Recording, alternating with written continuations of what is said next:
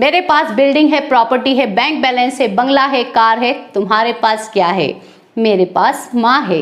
ये जो डायलॉग अभी मैंने बोले ये थे दीवार फिल्म के, जिसमें अमिताभ बच्चन जी और शशि कपूर जी आपस में बात करते हुए ये डायलॉग्स बोलते हैं, जिनमें हिंदी में आ रहा है पास है। तो ऐसे सेंटेंस हम भी तो बोलते हैं जिनमें हम अक्सर बताते हैं कि मेरे पास ये है, मेरे पास वो है, मेरे पास समय है, मेरे पास टाइम नहीं है, मेरे पास बहुत काम है। तो ऐसे सेंटेंस आप कैसे बनाएंगे, इसके लिए किया जाता है एक स्ट्रक्चर का यूज़, जो आज आप सीखेंगे। तो इस वीडियो में मैं आपको एक कहानी की मदद से पॉजिटिव, नेगेटिव, इंटेरोगेटिव सभी प्रकार के सेंटेंसेस बताऊंगी, तो वीडियो पूरा जरूर देखिएगा। Hello everyone, my name is Lalita Dhakad and you are watching me on Lalita's English classes. So let's get started the video. तो ये जो आज का वीडियो है ये रहेगा पास है शब्द पर। जैसा कि अभी बताया, तो जब भी आपको किसी व्यक्ति के बारे में बोलना हो कि मेरे पास कोई व्यक्ति है, या फिर आपको बताना हो कि मेरे पास कोई वस्तु है, जैसे खेत हो सकता है, दुकानें हो सकती है, प्रॉपर्टी, बिल्डिंग्स, ये सभी, तब आप यूज करेंगे हैज, हैव का। हैज, हैव का पूरा स्ट्रक्चर देखिएगा। सब्जेक्ट हैज या हैव, दोनों में से किसी एक का यूज करेंगे। उसके बाद ऑब्जेक्ट बोल सकते हैं या अदर वर्ड, जो भी हिंदी का वर्ड आपके पास आएगा वो आपको इंग्लिश में बाद में लिख देना है। बिल्कुल सरल है, बिल्कुल कठिन नहीं है। लेकिन दिक्कत यहाँ आएगी कि हैज लगाऊं या हैव लगाऊं, कब हम हैज का यूज करें और कब हम हैव का यूज करें। तो अभी मैंने आपको बताया कि कहानी की मदद से मैं आपको बताऊंगी। तो देखिए कहानी क्या है। अकेला जब होगा सब्जेक्ट, तब हम एस का डंडा लगाएंगे। इस कहानी को ऐसे समझिए कि रात के 12 बजे कोई अकेला अगर व्यक्ति जाता है तो उसे डर लगेगा या नहीं लगेगा? जनरली सबको डर लगता ही रात को, तो वो अपने साथ एस का डंडा रखेगा। हैज में एस का डंडा है, ठीक है, थोड़ा ध्यान से समझिएगा। तो कम के साथ हमें हैज लिखना है, ठीक, और ज़्यादा को डर नहीं लगता है तो ज़्यादा के साथ हमें क्या लिखना है? बिना डंडे वाला हैव लिखना है, ठीक है। जैसे हमारे पास कुछ है तो वी के साथ आप क्या लिखेंगे? हैव लिखेंगे। राम के पास कुछ है तो राम अकेला है तो उसके साथ क्या लिखेंगे? हैज लिखेंगे। ऐसा ही ध्यान रखना है बस, क्योंकि ये नेगेटिव में भी आपको डू डज लगाने पड़ेंगे, वहाँ भी दिक्कत आएगी, तो ये कहानी वहाँ भी आपकी हेल्प करेगी। अब आई और यू, इन दोनों के साथ, मैं और तुम के साथ आपको याद रखना है कि हैव का ही यूज़ करना है, हैज़ का यूज़ नहीं करना है। आप देखेंगे उस सेंटेंसेस।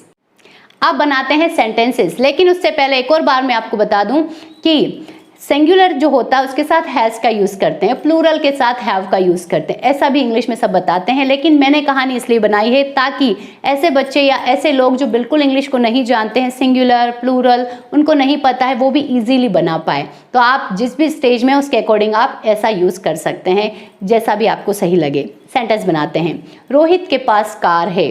रोहित अकेला है, सिंगुलर बोल सकते हैं, या अकेला है, इसका डंडा लगाएंगे तो क्या होगा? Rohit has a car. Rohit has a car. मेरे पास समय है।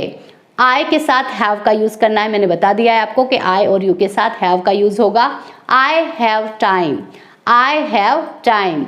उसके पास सुझाव है। कोई आपको सुझाव दे रहा है तो आप कह रहे हैं उसके पास सुझाव है। ही हैज़, ही अकेला है तो उसके साथ इसका डंडा लगाएंगे। He has suggestion. He has suggestion. Next sentence देखिए। लोगों के पास समस्याएं हैं। हम सभी के पास बहुत सारी समस्याएं होती है, प्रॉब्लम्स होती है, तो हम सेंटेंस बना रहे हैं लोगों के पास समस्याएं हैं। पीपल एक है या ज़्यादा है? अब यहाँ ये कहानी बहुत हेल्प करती है। तो पीपल ज़्यादा होते हैं लोग, तो ज़्यादा को डर लगता है नहीं, तो क्या आएगा? Have. People have problems. People have problems. अब अगर नेगेटिव की बात करें कि मेरे पास कुछ नहीं है, मेरे पास समय नहीं है, मेरे पास पैसा नहीं है, मेरे पास मोबाइल नहीं है, मेरे पास अच्छा काम नहीं है, मना करते हैं आप नहीं को बोलकर, तब नेगेटिव में क्या करेंगे? डायरेक्ट नोट मत लगा दीजिएगा, गलत हो जाएगा, ठीक है। स्ट्रक्चर देखिए। पहले सब्जेक्ट, उसके बाद डू या डज, दोनों में से किसी एक का यूज़ करना उसी कहानी की मदद से करेंगे। या तो डू लगाएंगे या फिर डज लगाएंगे। उसके बाद नॉट लगाना है। उसके बाद याद रखना है आप सबको कि हैज़ का यूज़ अब बिल्कुल नहीं होगा, ना नेगेटिव में होगा और ना आगे आने वाले इंटेरोगेटिव में होगा। अब यूज़ होगा केवल हैव का। ऐसा इसलिए हुआ है क्योंकि हमने डज लगाया ना, उसमें एस है ऑलरेडी, तो हम वापस एस वाली फॉर्म नहीं लिखेंगे, अब केवल हैव लिखेंगे, हैज़ का यूज़ नहीं करेंगे। उसके बाद जो भी अदर वर्ड होगा वो लिख देंगे। सेंटेंस समझेंगे तो और अच्छे समझ में आएगा। अब एक और बात, डू नॉट या डज नॉट की जगह आप डोंट और डजंट का भी यूज़ कर सकते हैं, जो ज़्यादा अच्छे लगते हैं। सेंटेंस देखिए। मेरे पास समय नहीं है। आई के साथ डू का यूज़ करना या डज का यूज़ करना, तो मैंने आपको पहले ही कहा है कि बिना एस वाला यूज़ होगा आई और यू के साथ, तो यहाँ भी डू यूज़ होगा, ठीक है। I do not have time, या आप यूँ भी कह सकते हैं I don't have time, I don't have time. Reena के पास कार नहीं है। अब रीना अकेली है तो अकेली को डर लगता है, तो डू में एस का डंडा है या डज में एस का डंडा है, डज में एस का डंडा है, ठीक है। तो हम क्या बोलेंगे, रीना डज नॉट। अब याद रखिएगा हैव आएगा, भले ही रीना अकेली, हैज़ नहीं आएगा क्योंकि एस में ऑलरेडी, डज में ऑलरेडी एस आ चुका है। Reena does not have a car, Reena does not have a car. तुम्हारे पास पैसे नहीं हैं, यू के साथ डू का यूज़ करें, you do not have money, या फिर आप कह सकते हैं you don't have money, you don't have money. उसके पास घर नहीं है, ही अकेला है तो डज का यूज़ होगा, he does not have a house, he does not have a house. अब है बारी प्रश्न पूछने की, यस नो टाइप क्वेश्चंस जो होते हैं सिंपल इंटरोगेटिव, जिनमें आप क्या शुरू में लगाएंगे, क्या तुम्हारे पास समय है, क्या तुम्हारे पास पैसा है, क्या तुम्हारे पास नया फ़ोन है, क्या तुम्हारे पास आईफोन है, कैसे भी सेंटेंस आप बोल सकते हैं जिनमें आप क्या शुरू में लगाएंगे। लेकिन एक बात ध्यान रखिएगा कि हमारी गलत फहमी है कि क्या आते से ही आप वर्ड का यूज़ करने लग जाते हैं, जो गलत हो जाएगा। स्ट्रक्चर देखिए पहले, डू या डज स्टार्टिंग में, मैंने कहा था ना फिर बार बार कहानी आपकी हेल्प करेगी, तो यहाँ भी वो सेम कहानी आपकी हेल्प कर लेगी। डू या डज, उसके बाद आपको करना है सब्जेक्ट का यूज़। अब इसमें भी आपको हैव लगाना है, हैज़ का यूज़ बिल्कुल नहीं करना है क्योंकि डज आ जाएगा ना, तो एस का आपको यूज़ पहले ही कर लिया आपने, तो वापस एस वाली फॉर्म नहीं लिखते हैं। हैव आएगा, उसके बाद अदर वर्ड्स ऑब्जेक्ट जो भी होगा वो लिख लिया जाएगा, और लास्ट में लिखते वक्त ध्यान रखिएगा क्वेश्चन मार्क को पुटअप करना है लास्ट में, ठीक है।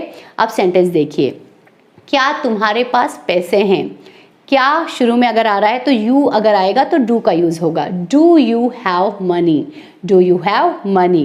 क्या उसके पास समय है, तो अकेला है ही, तो हम लिखेंगे does he have time, does he have time. अब यहाँ आपको एक कन्फ्यूज़न होगा कि ही के साथ हैव क्यों लिख रहे हैं, लेकिन ध्यान रखिएगा नेगेटिव और इंटरोगेटिव सेंटेंसेस के अंदर ही हो, शी हो, आई हो, यू हो, कुछ भी हो, अगर आप स्टार्टिंग में डू या डज में से कोई एक लिख देंगे तो उसके बाद आपको यूज़ करना है हैव का, हैज़ का यूज़ बिल्कुल नहीं करना है, ठीक है। नेक्स्ट सेंटेंस देखिए, क्या लोगों के पास समस्याएं हैं, do people have problems, do people have problems. अब इसका एक और बनता है WH इंटरोगेटिव, जिसमें आप प्रश्न पूछते तो हैं लेकिन आप यस नो में आंसर नहीं कर सकते। जैसे अभी तो मैंने आपको कहा क्या तुम्हारे पास पैसा है, तो आप क्या बोलेंगे, हाँ या नहीं, ठीक है। लेकिन अगर मैं कहूँ तुम्हारे पास क्या है, तो आप यूँ कहेंगे हाँ और ना, बिल्कुल नहीं, आपको पूरा जवाब देना पड़ेगा कि मेरे पास ये है, मेरे पास वो है। तो ऐसे क्वेश्चंस जब होते हैं WH क्वेश्चंस बोलते हैं, तो WH वर्ड हिंदी में बीच में आएगा, आपको उनको सबसे आगे लिखना है। और मैं इसको थोड़ा सा हंसी मजाक में बताती हूँ बजरंग दल करके बच्चों को, जो आप लाइव क्लासेस में भी और देखेंगे, ठीक है। अभी तो आप इजीली समझ लीजिए कि सबसे पहले लिखना है WH वर्ड, और उसके बाद अभी जस्ट जो आपने सीखा ना सिंपल इंटरोगेटिव, पूरा स्ट्रक्चर वही होगा।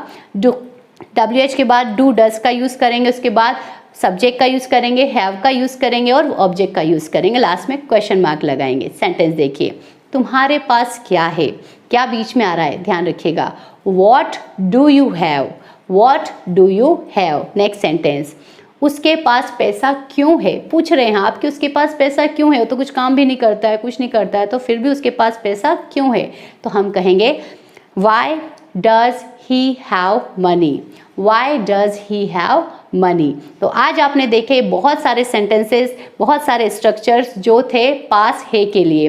कैसा लगा आज का वीडियो बताइएगा, और इससे रिलेटेड सेंटेंसेस आपको बनाने हैं कमेंट बॉक्स में, और आज को वीडियो कैसा लगा ये जरूर बता दीजिएगा कमेंट बॉक्स में। Thank you so much.